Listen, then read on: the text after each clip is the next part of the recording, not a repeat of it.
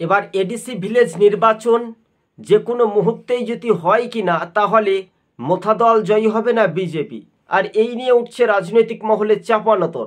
আপনারা বুঝতেই পারছেন যে ঘটনাস্থলে তিপ্রা মোথা দলের সুপ্রিমো মহারাজা প্রদ্যুৎ কিশোর দেববর্মা বক্তব্য দিতে গিয়ে তিনি বলেছেন সমর্থন দরকার হলে বিজেপির সঙ্গে তুলে নিতে পারেন, তাদের সঙ্গে জোটও ভেঙে যেতে পারে, এমনটাই মনে করছেন রাজনৈতিক মহল। তবে এডিসি ভিলেজ নির্বাচন যখনই হয়, মানে যদি হয় কি না, তাহলে দেখবেন তিপ্রা মোথা দলের দিকে একটা এগিয়ে যেতে পারে। বাস্তবে এটা একটা রাজনৈতিক সমীকরণ, দ্রুত গতিবেগে এগিয়ে যেতে পারে এমনটাই সম্ভাব্য না।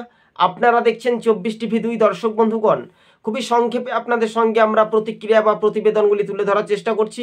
ভালো করে মনোযোগ দিয়ে শুনে রাখবেন, কেননা দেখুন এডিসি ভিলেজ নির্বাচন নিয়ে একেবারে সুপ্রিম কোর্টে কিন্তু মামলা কিন্তু দোরগোড়ায় কিন্তু রয়ে গেল। কেন? অন্যদিকে বিজেপির যুব মোর্চার নেতারা পাল্টা সাংবাদিক সম্মেলন করে মোথা দলকে তীব্র কটাক্ষ করেছেন।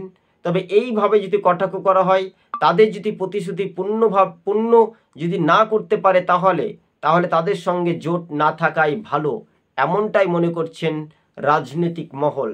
তবে বাস্তবে এবার কিন্তু ঘটনাস্থলে বারবার করে যখন ব্যাখ্যা বা প্রতিবেদনগুলি তুলে ধরা হয়, তাহলে আপনারা নিশ্চিন্তে বুঝতেই পারছেন যে তিপ্রা মোথা দল তারা কিন্তু প্রধান শাসক দল নামেই পরিচিত একটা মুখ। কেননা পাহাড় ভিলেজ এডিসিতে পাহাড়ের রাজনৈতিক সমীকরণ 2028 যেহেতু নির্বাচন আসছে ত্রিপুরায়, আর সেখানে কিন্তু মোথা দল দ্রুত গতিবেগে এগিয়ে যেতে পারে। তাই তো দর্শক বন্ধুগণ, তাহলে তাদের সঙ্গে জোট ভেঙে গেলেও লাভ হবে কার? মোথার লাভ হবে, ক্ষমতা থেকে হেরে যেতেও পারে বিজেপি, এমনটাই প্রতিক্রিয়া কিন্তু আভাস আসছে। কিন্তু মোথার সুপ্রিমো প্রদ্যুৎ কিশোর দেববর্মা একদিন বক্তব্য দিতে গিয়ে হঠাৎ তিনি এই কথাটি বলেছিলেন।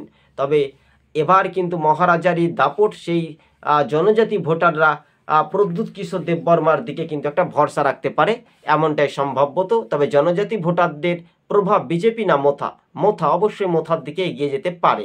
আজ এই পর্যন্ত আমাদের প্রতিবেদন।